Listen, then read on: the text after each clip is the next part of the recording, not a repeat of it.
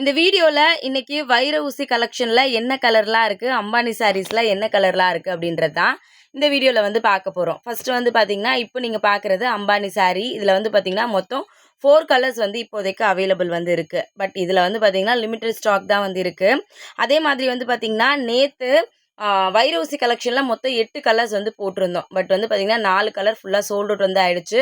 Balance இன்னொரு 4 colour மட்டும் available இருக்குது. அதுலேயுமே வந்து பார்த்திங்கன்னா ரொம்ப லிமிட்டட் ஸ்டாக் தான் வந்து அவைலபிள் வந்து இருக்குது.